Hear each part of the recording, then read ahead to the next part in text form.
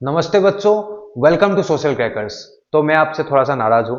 नाराज इसलिए हूँ क्योंकि मैंने आपको कुछ होमवर्क दिया था कि आपको मैंने कहा था कि एमसीक्यू वगैरह कर लेना है, ठीक है। बट आप लोगों ने एमसीक्यू नहीं किया। अब देखिए, पॉइंट ये है कि if you are not interested, कोई बात नहीं। शायद आप लोगों ने अपना कोर्स खत्म कर लिया होगा और आपको शायद एमसीक्यू का जरूरत नहीं है। Okay fine. तो एक्चुअली मैंने चैप्टर इसलिए शुरू किया था कि दो तीन लोगों ने कहा था कि ये चैप्टर शुरू करना है, इसलिए मैंने किया था। अब जब आप लोग को जरूरत है ही नहीं, जब आप लोग होमवर्क करोगे नहीं, तो देयर इज नो पॉइंट कि आपके लिए कोर्स किया जाए। तो मैं शायद इसको बंद कर दूंगा, आज का टाइम दूंगा कि आज आप लोग कर लो तो ठीक है। अगर नहीं हो पाता है then I think I will close this, जो भी है। और आगे बढ़ने का कोई मतलब है नहीं। देखिए, सब्सक्राइबर्स और व्यूअर्स के लिए बात नहीं है। मैंने पहले भी कहा 15 लोग होंगे तब भी करूंगा, बट जेन्यूनली चाहिए तो एटलीस्ट आप होमवर्क जो दे रहा हूँ मैं, जो आपको क्वेश्चंस दे रहा हूँ, एमसीक्यू दे रहा हूँ, वो तो करो। आप वो भी नहीं करोगे तो कोई फायदा नहीं है। क्लास 9 के बच्चे वो रिप्लाई करते हैं, एमसीक्यू का जो सारा आंसर्स होता है वो भी देते हैं, ठीक है, जो भी मैं उन्हें होमवर्क देता हूँ। तो वो उनको कराने के लिए भी अच्छा लगेगा ना। दो तीन लोग ही देते हैं बट अच्छा तो लगता है। अब आप लोग में से इतने लोग, एक लोग भी अगर नहीं दोगे तो फिर I think you can understand, कोई पॉइंट ही नहीं बचता है। मैं वैसा टीचर नहीं हूँ, ठीक है। आई विल वैसा नहीं हूँ कि हाँ मुझे ये नहीं मिल रहा है, सब्सक्राइबर्स नहीं मिल रहा है, व्यूअर्स नहीं मिल रहा है, इसलिए नहीं। नहीं, मुझे दो लोग भी होंगे मैं करूंगा। क्लास 9 का मैं कर रहा हूँ, मुझे कोई इश्यूज नहीं है, बिकॉज दो लोग तो है उनको तो पढ़ाऊंगा। बट आप लोग में से कोई है ही नहीं तो फिर there is no point of teaching, ठीक है। जब होमवर्क करोगे नहीं तो शायद करके कोई फायदा नहीं है। तो वही मैं कह के अब आगे बढ़ता हूँ। टुडे मान लो आज शायद मे बी लास्ट ही हो, ठीक है, क्लास 10 का है। अगर आज रिप्लाई नहीं आता है या एमसीक्यू का जो है वो आंसर्स नहीं आता है जो मैंने आपको होमवर्क दिया था, तो आई think I will move on, ठीक है। तो वो कोई पॉइंट है नहीं डिस्कस करने का। तो ये सब मैंने आपको होमवर्क दिया था तो आप लोगों ने किया नहीं। Really disappointed, really disappointed. तो उसमें कोई अब पॉइंट है नहीं। चलिए मैं थोड़ा सा रिवाइज करा देता हूँ कि पिछला क्लास में मैंने क्या पढ़ाया था। पिछला क्लास में मैंने ये पढ़ाया था कि जो इंग्लिश एजुकेशन लाया था, ठीक है। तो उस इंग्लिश एजुकेशन से क्या हुआ था, दो इम्पैक्ट हुआ था। एक कि लोग जब पढ़ने लगे थे, हमारे जो इंडियन लोग थे वो जो स्कूल जाने लगे थे, कॉलेजेस जाने लगे थे, उनको पता चलने लगा था कि ये जो हमारा जो कुछ ट्रेडिशंस है जैसे सती वगैरह, ये सब खराब है, ये होना नहीं चाहिए। क्योंकि सबको जीने का अधिकार है, सबको बोलने का अधिकार है, अपना कल्चर राइट प्रैक्टिस करने का अधिकार है। और जो सुपरस्टिशन जो बहुत पुराना से चला आ रहा था उसको भी खत्म कर दिया। जब हम लोग थोड़ा साइंटिफिक, हम लोग जब वेस्टर्न किताबें पढ़ने लगे तो हम होने लगे, तो ये हमारे लिए अच्छा हुआ। बट दूसरा चीज ब्रिटिश के लिए बुरा हुआ। क्या हुआ? क्योंकि लोगों को पता चल गया कि ब्रिटिश जो है वो हमारा भला नहीं कर रहे, वो डोमिनेट कर रहे हैं, वो हमारा एक्सप्लॉइटेशन कर रहे हैं, हमारा कल्चर खराब कर रहे हैं। वो भी लोगों को पता चल चुका था। जो लोग कॉलेज स्कूल गए थे उन लोगों ने तो पढ़ा था किताब वगैरह, अरे ये तो जस्टिस इक्वलिटी सब कुछ लिखा हुआ है तो हमें भी होना चाहिए, अपना तरह से जीने का, अपना कल्चर प्रमोट करने का तो हमें बेसिक राइट है। ये इन्हीं के बुक में लिखा है। बट ये तो हमारा ही कल्चर खत्म करने का लगा है। कैसे हुआ, कैसे कल्चर खत्म कर रहे हैं, आपको आने वाला बाद में पता चल रहा है। बट पर्दाफाश हो चुका था ब्रिटिश का, ठीक है। उन्हीं का किताब ने उनका पर्दाफाश कर दिया। तो हमारे जो एसएमएस लोग थे, जो मिडिल क्लास एमर्ज हो रहे थे, उनको पता चल चुका था ये हमारा एक्सप्लोइटेशन कर रहे हैं। और इसीलिए क्या हुआ, अकेला तो प्रोटेस्ट कर नहीं पाएंगे ना। अकेला कॉलेज गया, ठीक है, सीख लिया, आएंगे चिल्लाएंगे। जैसे आप स्कूल में आप किताब पढ़ के जाते हो तो अपने मम्मी को बोलते हो कि अरे ये नींबू सिम्बू ये सब लगाते जो हो, ये सब ऐसे ही है, ये सब जो नजर वगैरह होता है ये सब ऐसे ही होता है, कुछ नहीं होता इससे। बट आपका मम्मी क्या बोलता है, ज्यादा पढ़ लिख लेता है, हमको मत सिखाओ, ठीक है। बट वही अगर 10-15 लोग आके समझाएंगे तो आपका मम्मी को समझ में आएगा। तो उस समय भी वो हुआ था, राइट, कि मतलब अकेला तो कुछ होगा नहीं, इसलिए लोग ऑर्गेनाइजेशन फॉर्म करना शुरू कर दिए थे, सोशियो पॉलिटिकल ऑर्गेनाइजेशन फॉर्म करना शुरू किया था। क्यों फॉर्म करना शुरू किया था बेटा? ताकि क्या हो, हमारा जो लैंग्वेज है वापिस से रिवाइव हो पाए। ब्रिटिश का जो मतलब उनका जो रियल इंटेंशन है वो लोगों को मतलब बता रहे थे, पर्दाफाश कर रहे थे, ठीक है, सब मिलके। तो वही सोशियो पॉलिटिकल ऑर्गेनाइजेशन फॉर्म हुआ था। क्या क्या हुआ था आपको पता चल जाएगा। जो आज फर्स्ट हम लोग सोशियो पॉलिटिकल ऑर्गेनाइजेशन पढ़ने वाले हैं जिसके बारे में, वो है असमिया भाषा उन्नति साधनी सभा, ठीक है। तो उसके बारे में हम पढ़ने जा रहे हैं। By the middle of the 19th century, Assam witnessed the growth of a newly emerged educated middle class. अब क्या होता है 19th सेंचुरी में असमिस मिडिल क्लास का जन्म होता है। अब देखिए मिडिल क्लास का कैसे जन्म होता है। अब जो असमिस लोग वो स्कूल्स कॉलेजेस या गवर्नमेंट गवर्नमेंट स्कूल कॉलेजेस गए थे, ठीक है, वो लोग जाके इंग्लिश बुक वगैरह वेस्टर्न एजुकेशन लिए थे, साइंस मैथ सब कुछ पढ़ना शुरू कर दिए थे। अब जब साइंस में से सब सब्जेक्ट्स आप पढ़ोगे तो आपको ही तो नौकरी मिलेगा ना। अब जो लोग उस समय नहीं पढ़ेगा उसको कहाँ से नौकरी मिलेगा। अब आप लोग पढ़ोगे, अच्छा से पास करोगे, मान लो अगर आप मैट्रिक एग्जाम जो क्लास 10 का एग्जाम होता है पास करोगे और अच्छा परसेंटेज पास करोगे, तो पता है बिना कोई एंट्रेंस, बिना कोई एग्जाम दिए, बिना कोई इंटरव्यू दिए, आपको अगर आप 90% या अबव लाते हो तो आपको एक सेंट्रल जॉब भी मिल सकता है। हाँ, गवर्नमेंट जॉब आपको पता नहीं होगा तो पोस्ट ऑफिस में जॉब वगैरह निकलता है तो आपको मिलेगा। लेकिन पढ़ना तो पड़ेगा, मार्क्स तो लाना पड़ेगा तभी मिलेगा। उस समय भी क्या हो रहा था बेटा, जो लोग पढ़ रहे थे, जो लोग स्कूल वगैरह जा रहे थे, कॉलेज जा रहे थे, वो लोग एजुकेट हो रहे थे एंड उनको जॉब मिलना ईजी हो गया था। ठीक है, तो जो अब जो जिनको पढ़ना लिखना नहीं आता उनको क्यों रखेंगे ऑफिस में। ठीक है, अब उनको पढ़ना लिखना सीख चुके थे, सब कुछ अच्छा से उनको एजुकेशन वगैरह लेते थे, नंबर्स वगैरह जो मैथ्स होता है सब कुछ सीख लिया। तो ब्रिटिश क्या कर रहे थे, उनको जॉब में ले रहे थे, और क्योंकि वो जॉब उनको मिल रहा था तो फिर उनका घर में कुछ पैसा आना शुरू हो गया था। ठीक है, तो वहां से क्या हुआ था, मिडिल क्लास का जन्म होना शुरू होता है। ठीक है, वही असमिस मिडिल क्लास का जन्म हुआ, जो लोग एजुकेशन वगैरह लिए, एजुकेशन लेने के बाद, इसलिए education is the most powerful instrument कि देखिए इन्होंने भी लिया तो मिडिल क्लास का जन्म होना शुरू हो गया। ठीक है, आज भी जो इंडिया में आपको मिडिल क्लास, पहले जो लोग गरीब लेते हैं, अब वो लोग आईआईटी नीट जैसा कुछ टफ एग्जाम क्लियर करते हैं, फिर क्या होता है, उनका घर में पैसा आता है, देन फ्रॉम पॉवर्टी क्या होता है, मूव करते हैं ना मिडिल क्लास में। उसी तरह से उस समय हुआ था, तो वो लोग पढ़ाई लिखाई करना शुरू किए, उनको जॉब मिला, और जॉब आने के बाद घर का सिचुएशन अच्छा हुआ, तो असमिस मिडिल क्लास का क्या हुआ, जन्म हुआ। ठीक है, another significant development of the period was the growth of national awareness. और इसी टाइम पे क्या होता है बेटा, 19th सेंचुरी में, around middle of 19th century, national awareness का भी जन्म होता है। मैंने कहा ना कुछ देर पहले कि जो Assamese middle class college school वगैरह गए थे, उनको पता चल चुका था ना कि ब्रिटिश तो हमारा एक्सप्लॉइटेशन कर रहे हैं। ये लोग बाहर में बात बोलते हैं, इनका खुद का बुक में लिखा हुआ है जस्टिस इक्वलिटी का बात, लेकिन हमारे साथ तो जस्टिस इक्वलिटी हो ही नहीं रहा है, हमारा तो एक्सप्लॉइटेशन हो रहा है, हमारा तो इतना सारा टैक्स ले रहे हैं, हम हमारा भाषा भी हमसे ले रहे हैं, हमारा कल्चर भी ये लोग खत्म कर रहे हैं। तो लोगों को पता चल चुका था ब्रिटिश का नया इंटेंशन। और किन लोगों को पता चला था, असमिस मिडिल क्लास, जो लोग जाना शुरू होते हैं, और इन्हीं में क्या फीलिंग आना शुरू होता है, नेशनल अवेयरनेस का फीलिंग शुरू होता है। कैसे होता है, बस आपको कुछ देर में पता चल जाएगा। As a result the new middle class made effort to organise themselves. अब क्या होता है, देखिए अकेला, अब मान लीजिए 3 लोग स्कूल में गए, इनको पता चल गया ब्रिटिश पर्दाफाश करे, हाँ ब्रिटिश पर्दाफाश कर रहा है, अब आके चिल्लाएंगे अरे ब्रिटिश तो हमारा पर्दाफाश कर रहे हैं, ब्रिटिश तो मतलब ब्रिटिश सॉरी ब्रिटिश तो हमारा एक्सप्लॉइटेशन करे, लोग मानेंगे नहीं मानेंगे। अब आप जब स्कूल में पढ़ के आते हो, ठीक है, स्कूल में जब पढ़ के आते हो और ये सब सुपरस्टिशन, ये सब नजर वगैरह, झूठ टाक पंडित के पास जाना, ये सब चीज बेकार होता है, कुछ नहीं होता। जब आपने मॉरल साइंस वगैरह में पढ़ा, आप जब घर में आके बोलोगे अरे माँ ये सब कुछ नहीं होता है, आपको माँ क्या बोलेगा, ज्यादा पढ़ लिख लिया मुझे बताओगे, हाँ मुझे सिखाओगे। लेकिन जब 4 15 20 लोग एक साथ आके आपका माँ को बोलेंगे, तब आपका माँ थोड़ा सा उसको सीरियसली लेगा, राइट। उस समय भी ऐसा हुआ कि अकेला का बात कौन नहीं सुनेगा। तो जो नया मिडिल क्लास एमर्ज हुआ, वो अपने आप को क्या कर रहे थे, ऑर्गेनाइज कर रहे थे, एक ग्रुप में बना रहे थे, अच्छा से प्लानिंग स्ट्रेटेजी वगैरह ला रहे थे, आगे कैसे कैसे मूव करना है, कैसे लोगों को बताना है, कैसे इनका पर्दाफाश करना है, सब कुछ अपने आप को ऑर्गेनाइज कर रहे थे, कैसे अपना कल्चर वापिस से बचाना है।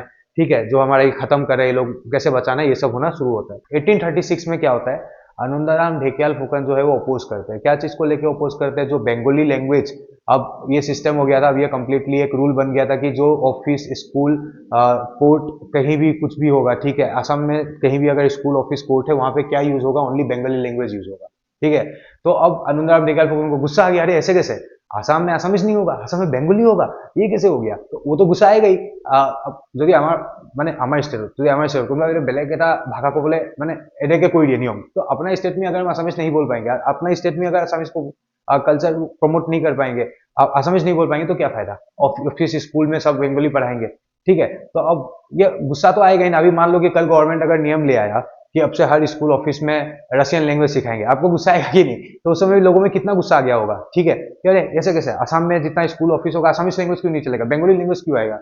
तो 1836 में फाइनली बेटा क्या हुआ था कि एक नियम आ गया था। नियम क्या था कि बंगाली लैंग्वेज ही यूज होगा, असम के जो स्कूल कॉलेज स्कूल्स है, ऑफिस है, कोर्ट है, जो भी है, वहां पे क्या यूज होगा, ओनली बंगाली लैंग्वेज यूज होगा। और उससे किसको गुस्सा आ गया था, आनंदराम ढेकियाल फुकन को गुस्सा आ गया था, और इन्होंने क्या किया था, अपोज किया था। ठीक है, ये याद रखिएगा। फिर क्या होता है, one of the earliest association was the Gyan Pradini Sabha initiated by Anandaram Dhekial Phukan and Gunabhiram Barua in 1857। अब क्या होता है, 1857 में आनंदराम ढेकियाल फुकन और गुणाभिराम बरुआ जो होते हैं, उन्होंने क्या खोला था, एक एसोसिएशन खोला था, जिनका नाम क्या था, ज्ञान प्रदिनी सभा। और इस ज्ञान प्रदिनी सभा का जो ऑब्जेक्टिव वो क्या था, वही असमिस लैंग्वेज को प्रमोट करना, डिवाइड करना। ठीक है, जो ये सब हो रहा था, गलत हो रहा था, तो वही एसोसिएशन खोला गया। ठीक है, याद रखना, this is important for your examination point of view. तो ज्ञान प्रदिनी सभा किसने खोला था, आनंदराम ढेकियाल फुकन ने गुणाभिराम बरुआ ने मिलकर खोला था। कब खोला था, 1857 में खोला था। क्यों खोला था, ताकि ये जो असमिस लैंग्वेज जो गलत हो रहा है हमारे साथ, ये वापिस से असमिस लैंग्वेज को प्रमोट कर पाए, अपोज कर पाए ये सब डिसीजन को, कि बंगाली यूज नहीं होगा, असमिस लैंग्वेज को वापिस प्रमोट कर पाए, इसलिए ये खुला गया था। ठीक है, अब आपको सारा चीज समझ में आ गया होगा। आगे बढ़ते हैं। Consequently, there had been heated debate in the press regarding the independent status of the Assamese language and re-establishing it in schools and offices। अब क्या होता है, डिबेट होना शुरू हो जाता है। 1836 से ये शुरू हो चुका था। ठीक है, फिर धीरे धीरे बढ़ते जा रहा था, 1850 1860 में बढ़ते जा रहा था ये चीज। ये डिबेट क्या चीज को लेकर हो रहा था, कुछ लोग बोल रहे थे कि असमिस लैंग्वेज जो है वो इंडिपेंडेंट लैंग्वेज नहीं है, इसीलिए ब्रिटिश साइड से ये आर्ग्यूमेंट था उनका, ये था कि अरे असमिस लैंग्वेज तो इंडिपेंडेंट लैंग्वेज है ही नहीं, ये इसका खुद का कोई है ही नहीं ओरिजिन वगैरह, तो इसको कैसे हम मान ले कि एक इसी की ऑफिस स्कूल में काम कराएगा, असमिस लैंग्वेज का कोई अस्तित्व ही नहीं है। ये उनका जो था वो आर्ग्यूमेंट था, ठीक है। और उनका ही नहीं, और जो बंगाली लोग थे वहाँ उस समय, उनका भी यही आर्ग्यूमेंट था कि मतलब जो असमिस लैंग्वेज है वो एक इंडिपेंडेंट लैंग्वेज नहीं है। बट असमिस लोगों का ये कहना था नहीं, असमिस लैंग्वेज जो है वो इंडिपेंडेंट लैंग्वेज है, और आसाम में आसामीज ही चलेगा, অসমত অসমীয়া है चलिए, ठीक है। तो वो सब बोलते थे, ठीक है। और वो और ये सब कब चल रहा था, जब ये 1836 में ये नियम ले आया था कि बंगाली लैंग्वेज ही चलेगा। तो दो डिबेट इमर्ज हुआ, एक जो ब्रिटिश साइड से या जो लोग सपोर्ट कर रहे थे वो बोल रहे थे कि नहीं, आसामीज लैंग्वेज एक इंडिपेंडेंट लैंग्वेज नहीं है, तो आसामीज लैंग्वेज जो है वो यूज नहीं होना चाहिए। और असमिस लोग जो थे वो बोल रहे थे नहीं, Assamese language is an independent language, तो यही क्या होगा, असमिस असम में असमिस ही चलेगा। वापस से ये डिमांड हो रहा था कि नहीं, वापस से असम को असमिस लैंग्वेज को क्या होना चाहिए, रूल में ले आना चाहिए कि अब असमिस लैंग्वेज ही चलेगा, स्कूल कॉलेज कोर्ट जो भी है ऑफिस, असमिस लैंग्वेज ही चलेगा असम में, चाहे वो कोई भी जगह हो, स्कूल कॉलेज कोर्ट जो भी हो। एंड आई सपोर्ट देम, ठीक है। जो बोल रहे थे कि असमिस लैंग्वेज ही चलना चाहिए, मैं उस डिबेट में उनका साइड लूंगा, ठीक है। तो this movement for the Assamese language eventually led to the growth of cultural regeneration in Assam. इतना की है, अब क्या होता है कि इससे क्या होता है, असम में क्या होता है, कल्चरल रीजनरेशन होना शुरू होता है। कल्चरल रीजनरेशन का मतलब क्या होता है बेटा, अब लोगों में फिर से ये फीलिंग आना शुरू हो जाता है कि हाँ, असमिस लैंग्वेज इंपॉर्टेंट है। क्या हुआ था 1836 में बंगाली लैंग्वेज आ गया, अब धीरे धीरे बंगाली लैंग्वेज ऐसे बढ़ने लगा ना, लोग बंगाली लैंग्वेज यूज करने लगे, असमिस लैंग्वेज ऐसे जा रहा था, ठीक है। अब वापिस से क्या होता है, ये जो एसोसिएशन वगैरह जो भी खुला, इस एसोसिएशन का वजह से क्या हुआ, फिर से असमिस लैंग्वेज का क्या हुआ, रीजनरेशन शुरू हुआ।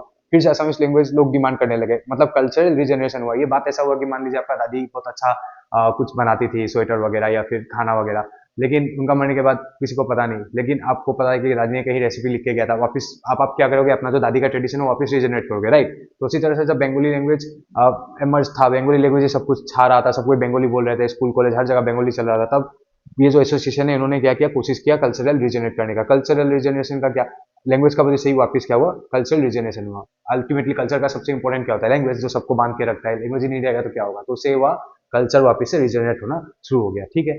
It was only in 1873 the Assamese language was reestablish. अब क्या होता है, वो 1873 में होता है, जो इतना सारा डिबेट हो रहा था, फाइनली क्या होता है 1836 से ये सब कुछ डिबेट होना सब कुछ शुरू होता है। तो, क्या होता है, लोग डिबेट करते हैं, लोग अपोज करते हैं, फाइनली जाके देखिए कब होता है, 1873 में आसामीज लैंग्वेज को वापस रीजनरेट किया जाता है। इसलिए कहता है लड़ना चाहिए, कभी ना कभी आपका जो डिमांड है, अगर आप सही हो तो वो जरूर होगा। ये लोग सही थे, इनका डिमांड को वापस से मान लेना पड़ा, तो आसामीज लैंग्वेज वापस से 1873 में लागू हो गया, ठीक है। जो ये बोल रहे थे बार बार कि होना चाहिए, and I am really happy कि हो गया, चलो। However, in the process, language became a marker of Assamese nationalism। और इस प्रोसेस में क्या होता है, जो लैंग्वेज होता है वो एक सिंबल हो जाता है, वो एक मार्कर हो जाता है असमिस नेशनलिज्म का। उस समय असमिस, देखिए नेशनलिज्म डज नॉट मीन कि उस समय, अब देखिए उस समय नेशनलिज्म जो इंडिया का कॉन्टेक्स्ट में क्यों नहीं था, बिकॉज पहले अगर मान लीजिए आप क्लासरूम में हो, आपका अगर बेंच कोई ले रहा है, तो आप पहले क्लासरूम का सोचोगे, अपना बेंच का सोचोगे। तो आसाम में वही हो रहा था ना उस समय कि पहले तो असमिस लैंग्वेज को ही हटा दिया, तो आसाम में नेशनलिज्म का मतलब क्या हुआ है कि ए वन शेयर्ड हिस्ट्री। जब आपका कॉमन हिस्ट्री हो, जब आपका कुछ कॉमन कल्चर हो, तो हमारा कॉमन कल्चर, हमारा कॉमन लैंग्वेज क्या था, आसामीज जो सबको बांध के रखा था, आसामीज लैंग्वेज को ही हटा दिया था, बंगाली लैंग्वेज ले आया था, ठीक है। तो लोगों में वापस से क्या हुआ, एक नेशनल अवेयरनेस शुरू हुआ कि नहीं, ये तो ले जा रहा है, ऐसे कैसे होगा। लोगों में अब आ गया नहीं, आसामीज लैंग्वेज होना पड़ेगा, ऐसे नहीं होगा, ठीक है। तो लैंग्वेज क्या हो गया, एक इंपॉर्टेंट मार्कर हो गया असमिस नेशनलिज्म का, कि लैंग्वेज ही सबको बांध के रखा, यही चला जाएगा तो फिर असम क्या रहेगा। In Calcutta we find more strong initiative by the students from Assam to form associations in order to improve the Assamese language and literature. अब क्या होता है, कलकत्ता में बहुत सारा जो असमिस स्टूडेंट पढ़ने गए थे, वो लोग क्या करते हैं, एसोसिएशन फॉर्म करना शुरू करते हैं। क्यों एसोसिएशन फॉर्म करते हैं, ताकि असमिस लैंग्वेज और लिटरेचर का ग्रोथ हो, वापिस से वो लोग प्रमोट कर पाए, ठीक है। The first non association form in Calcutta was the Assamese literary society establish in 1872 under the leadership of Devicharan Barua and Ganga Govinda Phukan. अब क्या होता है, वैसा ही एक जो है एसोसिएशन का नाम क्या था, जो फर्स्ट एसोसिएशन बोला ना, बहुत सारे स्टूडेंट मिलकर एसोसिएशन खोलने लगे थे असमिस लैंग्वेज को प्रमोट करने के लिए, असमिस लिटरेचर को प्रमोट करने के लिए। उसी में से एक एसोसिएशन जो फॉर्म हुआ था, फर्स्ट एसोसिएशन जो फॉर्म हुआ था कलकत्ता में, उसका नाम क्या था, असमिस लिटरेरी सोसाइटी। कब फॉर्म हुआ था, 1872 में हुआ था। किसका लीडरशिप के अंदर में हुआ था, देवीचरण बरुआ एंड गंगा गोविंदा फुकन के अंदर में हुआ था, ठीक है। अब the proclaimed objective of the society was literary, yet it also played a political role. अब देखिए जो इनका ऑब्जेक्टिव था वो इनिशियली क्या था, लिटरेरी था, बट धीरे धीरे क्या करने लगे थे, पॉलिटिकल रोल भी लेना शुरू कर दिया था। मतलब देखिए पहले इनका यही मोटिव था कि असमिस लिटरेचर लैंग्वेज को प्रमोट करना है, बट धीरे धीरे क्या हुआ ना, ये कुछ डिमांड भी मांगने लगे थे गवर्नमेंट। जैसे आप कुछ डिमांड मांगते हो, जैसे आपको एक्टिविटीज करते हो अपना डिमांड को फुलफिल करने के लिए, वो भी तो एक पॉलिटिक्स ही हुआ, वो भी तो एक पॉलिटिकल ऑब्जेक्टिव ही हुआ। तो वो धीरे धीरे क्या करते थे, कुछ डिमांड मांगने लगे थे, कुछ मतलब जो ब्रिटिश थे उनसे अपना डिमांड को मतलब फुलफिल करने के लिए कुछ एक्टिविटीज करने लगे थे, ठीक है। तो वो धीरे धीरे क्या लेने लगे थे, अपना एक पॉलिटिकल रोल भी लेना शुरू किया था। बट उनका इनिशियल ऑब्जेक्टिव क्या था, बस लिटरेरी असमिस लैंग्वेज को प्रमोट करना था, बट धीरे धीरे ये पॉलिटिकल रोल भी लेना शुरू कर दिया। इन 1872 two of its illustrious members Jagannath Barua and Manik Chandra Barua on behalf of the society submitted a memorandum to the Viceroy Lord Notebook appealing to take necessary steps for the development of the natural resources of Assam and linking Assam with Bengal by railway. The society was active till 1885. अब क्या होता है बेटा कि जो ये जो Assamese literary society जो फॉर्म हुआ था, ठीक है, उसका जो मेंबर्स थे, ठीक है, वो मेंबर्स कौन थे, जगन्नाथ बरुआ एंड मणिक चंद्र बरुआ। वो जो मेंबर्स थे वो 1872 में किसके पास जाते हैं, किसके पास जाते हैं, जो वाइसरॉय होते हैं उस समय का, वो वाइसरॉय का नाम क्या था, लॉर्ड नोटबुक, उनके पास जाते हैं और अपील रखते हैं, दो डिमांड रखते हैं, ठीक है। एक कि असम का जो नेचुरल रिसोर्सेस है उसे डेवलप कीजिए, आप लोग जो बार बार एक्सप्लोर करते हो ऐसे नहीं होगा, अपना मर्जी से एक्सप्लोर कर, अपना हिसाब से देखते रहो, तो अपना जो सेल्फिश नेचर है उसका वजह से जो करते रहते हो, ऐसा अब नहीं होगा। असम का जो नेचुरल रिसोर्सेस है उसे डेवलप कीजिए, पहला डिमांड। दूसरा क्या है, असम और बंगाल को एक रेलवे लाइन से क्या कर दीजिए, लिंक कीजिए, ठीक है। आपको स्टेप लेना होगा। नंबर 1, असम का जो रिसोर्सेस नेचुरल रिसोर्सेस है उसे डेवलप कीजिए, और दूसरा उनका डिमांड क्या था, असम और बंगाल को क्या कर दीजिए, एक रेलवे ट्रैक से क्या कर दीजिए, लिंक कर दीजिए, ठीक है। और ये जो असमिस लिटरेरी सोसाइटी था, ये कब तक एक्टिव था बेटा, 1885 तक था। तो पहले कब खुला, 1872 में खुला। एक्टिव कब तक रहा, 1885 तक रहा। 1872 में जब ये खुला तो इसका 2 मेंबर जगन्नाथ बरुआ और मनीष चंद्र बरुआ कहाँ जाते हैं, वाइसरॉय के पास जाते हैं, जो उस समय वाइसरॉय कौन था, लॉर्ड नोटबुक। उनके आगे दो डिमांड रखते हैं। डिमांड क्या था बेटा, एक कि असम को बंगाल से रेलवे से लिंक कर देना है, और दूसरा असम का जो नेचुरल रिसोर्सेस है उसे डेवलप करना है, बस अपना यूज के लिए, अपना जो फायदा के लिए ले जाते हो और हमें ऐसे करते हो, एक्सप्लोइट करते हो, ऐसे नहीं होगा। आपको असम का नेचुरल रिसोर्सेस जो है वो डेवलप करना होगा, ठीक है। चलिए अब आगे बढ़ते हैं। With the growing attacks on the Assamese language in the Bengali press, the Assamese student in Calcutta felt the need to organize an association to enrich the Assamese language and literature। अब क्या होता है कि कलकत्ता में कुछ लोग, ठीक है, असमिस लैंग्वेज को बुरा भला खेलना बोलना शुरू कर देते, बोलते हैं असमिस लैंग्वेज तो बंगाली का एक डायलेक्ट ही है। असमिस लैंग्वेज क्या है, बंगाली का एक बस हिस्सा ही तो है, एक ब्रांच ही तो है, थोड़ी ना असमिस एक इंडिपेंडेंट लैंग्वेज है। असमिस लैंग्वेज के बारे में बुरा भला बोलना शुरू कर देते हैं, ठीक है। तो उस समय जो कलकत्ता में स्टूडेंट्स थे उनको गुस्सा आ गया, ऐसे कैसे लिख सकते हैं हमारे लैंग्वेज के बारे में, कुछ भी लिख देंगे, गुस्सा आएगा ना आपके लैंग्वेज में। हमारे लैंग्वेज भाषा যদি কোনোবাই বেয়াকৈ কয় খংটো উঠিব, এতিয়া যদি কোনোবাই কয় আমাক খং উঠিব ন, তেতিয়া সেই সময়তো খং উঠিছিলে, ठीक है। तो उस समय भी क्या हुआ था, बहुत गुस्सा आ गया था। जो हमारे असमिस स्टूडेंट्स जो कलकत्ता में पढ़ रहे थे, बोल रहे थे बंगाली लैंग्वेज में लिखेंगे तो हमें कुछ समझ में नहीं आएगा। क्या समझाता मैं, इंग्लिश में कुछ भी लिख देंगे, हमें समझ में नहीं आएगा। हमें समझ में आता है ये लोग हमारे बारे में बुरा बुरा लिख रहे हैं, हमारे बारे में लिख रहे हैं कि हमारा असमिस लैंग्वेज इंडिपेंडेंट नहीं है। कैसे इंडिपेंडेंट नहीं है, कैसे इनका ब्रांच है, ठीक है। और भी बहुत कुछ लिख रहे थे। तो हमारे असमिस स्टूडेंट को क्या हो गया था, गुस्सा आ गया था। किसी को भी गुस्सा आएगा, मुझे भी आ गया।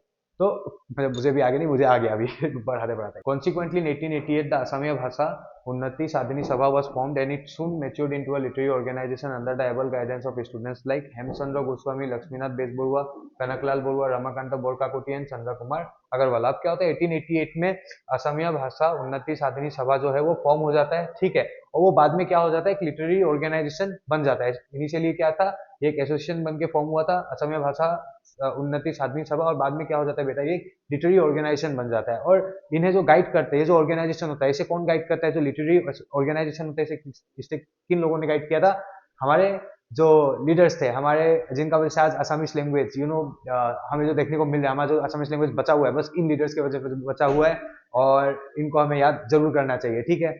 हमें मनोज केलाबो लगे। तो वो कौन थे, हेमचंद्र गोस्वामी, लक्ष्मीनाथ बेजबरुआ, कनकलाल बरुआ, रामाकांत बोरकाकोटी एंड चंद्र कुमार अग्रवाला। तो इन लोगों ने ये जो ऑर्गेनाइजेशन था, ये जो लिटरेरी ऑर्गेनाइजेशन था, इसे गाइड किया। एंड फाइनली जो हमारा हेडिंग है, अब हम आ चुके हैं 1888 में, इनका फॉर्मेशन हुआ। ये सब जो हो रहा था, हमारे असमिस लैंग्वेज को भी इतना बुरा भला बोल रहे थे, अब लोग डिसाइड कर लिया नहीं, अब तो बहुत बड़ा कुछ खुलना पड़ेगा, बहुत हो गया इनका, हमारे असमिस लैंग्वेज के बारे में कैसे कैसे बोल सकते हैं। तो 1888 में फाइनली ये जो ऑर्गेनाइजेशन है ये खुल जाता है, और बाद में क्या चीज में कन्वर्ट हो जाता है, लिटरेरी ऑर्गेनाइजेशन में, जो असमिस लैंग्वेज वगैरह प्रमोट करने का काम करेंगे, जो हम पढ़ने वाले। और इन्हें कौन कौन गाइड कर रहे थे, हमारे हीरोज हमें गाइड कर रहे थे। तो हीरोज का नाम मैंने आपको ऑलरेडी बोल दिया है। चलिए अब आगे बढ़ते हैं।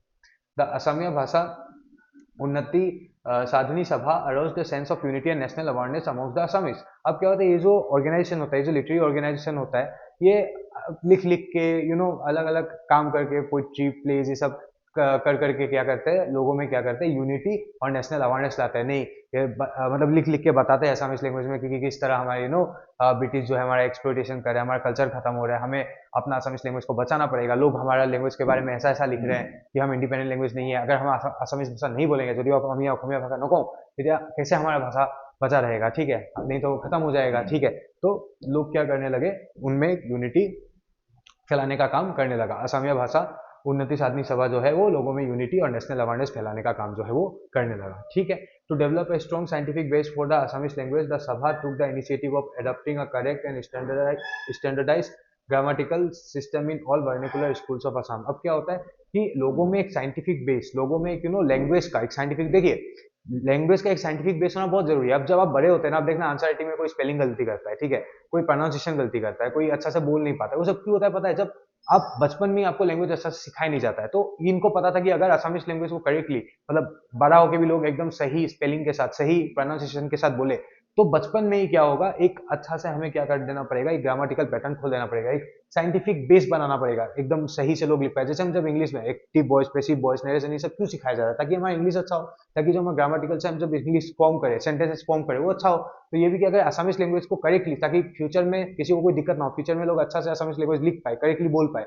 तो उसके लिए क्या किया, बचपन में उसका एकदम बेस एक बनाना शुरू कर दिया। और बेस क्या था, एक स्टैंडर्डाइज ग्रामेटिकल सिस्टम। जब ये सिखाया जाएगा तो बड़ा होकर कोई प्रॉब्लम नहीं होगा, सब करेक्ट ग्रामर लिखेंगे, सब अच्छा से प्रोनाउंसिएशन करेंगे, सबका सेंटेंस अच्छा होगा, इसलिए ये लाया गया था। In all the vernacular schools of Assam, जो भी लोकल स्कूल से जहाँ असमिस पढ़ाया जाता था, वहाँ पे ये स्टैंडर्डाइज ग्रामेटिकल सिस्टम उन्होंने लागू किया था, ठीक है। It also decided to compile a comprehensive social history of Assam and to translate the important Sanskrit works into Assamese. इन्होंने ये भी डिसाइड किया कि अब क्या करें, हमारा जो असम का एक हिस्ट्री रहा है, हमारा जो असम का एक सोशल हिस्ट्री रहा है, उसे क्या करते हैं, कंपाइल करते हैं, उसे कंपाइल करके क्या करते हैं, बनाते हैं, ठीक है, ताकि लोगों को अपना हिस्ट्री के बारे में पता चले।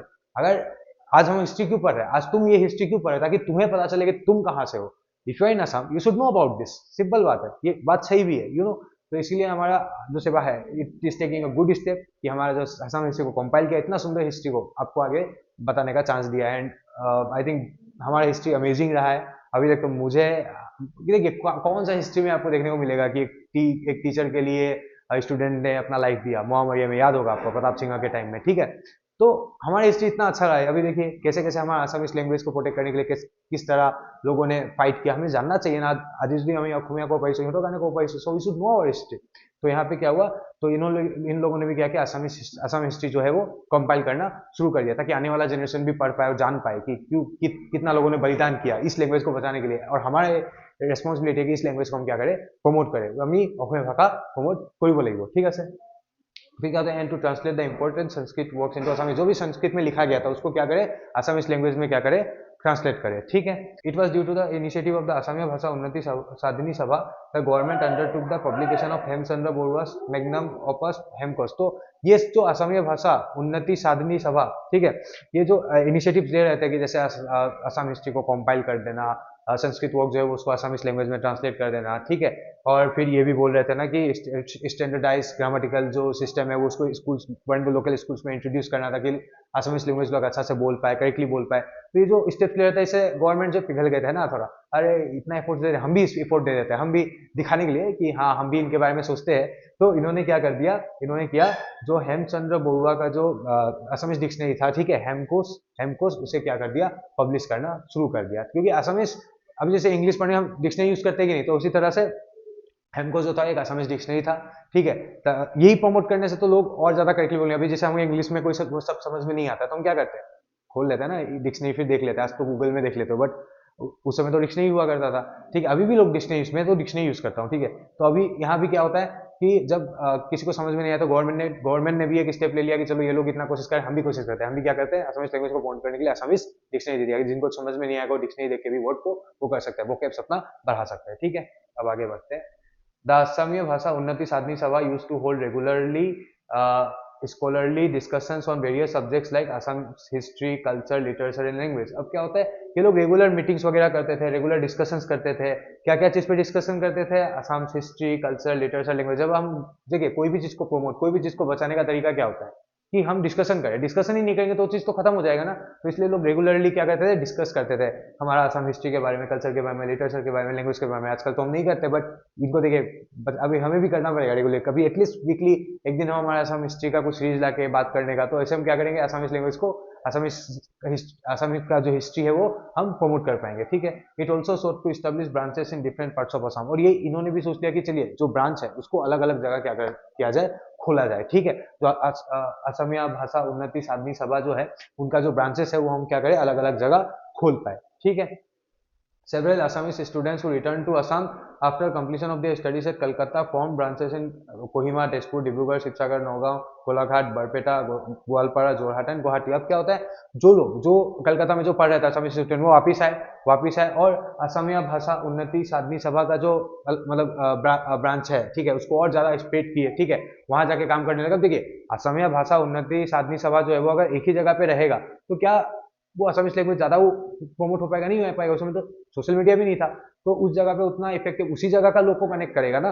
अगर उसका ब्रांच कहीं डिब्रूगढ़ खुल जाए, शिवसागर खुल जाए, तो सब एक बहुत ज्यादा लोग कनेक्ट करेंगे, ठीक है। इसलिए क्या गया, ब्रांचेस वगैरह खुला गए, और ये जो स्टूडेंट वापिस से कलकत्ता से पढ़ के आए थे, वो लोग अपना अलग अलग जगह क्या किया, ब्रांचेस वगैरह खुलना शुरू कर दिया। असमिया भाषा उन्नति साधनी सभा जो उनका ब्रांचेस वगैरह खुलना शुरू कर दिया, क्यों किया, ताकि असम इस भाषा का जो है वो प्रमोशन कर पाए, असमिस भाषा हमारा जो है वो बच पाए, ताकि असमिस भाषा को एक लेंथ तक पहुंचा दे, एक वहां तक पहुंचा दे कि जब भी कोई देखे तो याद करे, ठीक है। और असमिस लैंग्वेज और कुछ लोग सीखने का भी कोशिश करें, हमारा असमिस लैंग्वेज बचा रहे, क्योंकि हम स्प्रेड करेंगे तभी तो बचा रहेगा ना। तो इसलिए ब्रांचेस वगैरह खुला, वो जो भी लोग पढ़ के आए कलकत्ता से, वो अलग अलग जगह अपना, जैसे शिव सागर कोई किसी ने खोल लिया, किसी ने तेजपुर में खोल लिया, किसी ने गोलाघाट में खोल लिया, किसी ने जोरहाट में खोल लिया, ब्रांचेस वगैरह खोलना शुरू किया। अब जैसे फिजिक्स वाला क्या करे, अलग अलग ब्रांचेस खोल रहे हैं, क्यों, एक रिवोल्यूशन लाने के लिए, एजुकेशन में रिवोल्यूशन लाने के लिए, राइट, कि सबको फ्री में पढ़ाना है या कम पैसा में पढ़ाना है। उसी तरह से उस समय भी इन्होंने रिवोल्यूशन क्रिएट किया, अलग अलग जगह ब्रांच खोल के, ताकि असमिस लैंग्वेज जो है वो प्रमोट कर पाए, ठीक है।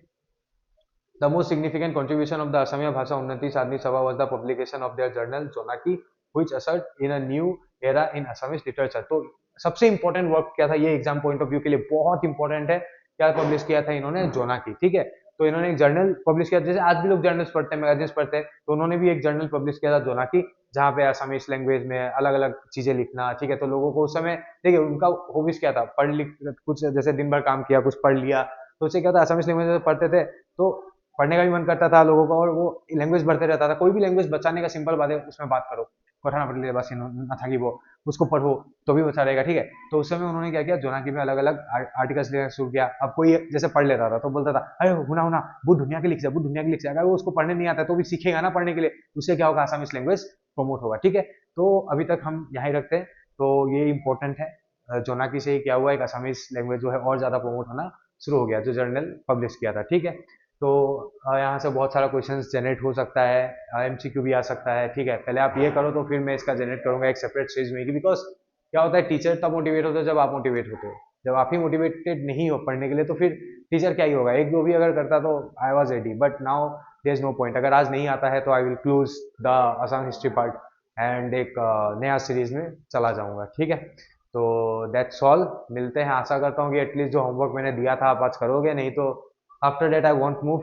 I will teach to those students who are seriously taking the exam। जो क्लास 9 के स्टूडेंट है वो बहुत ज़्यादा सीरियस है, तो उनको लेके मैं शुरू करूँगा। चलिए मिलते हैं नेक्स्ट क्लास में।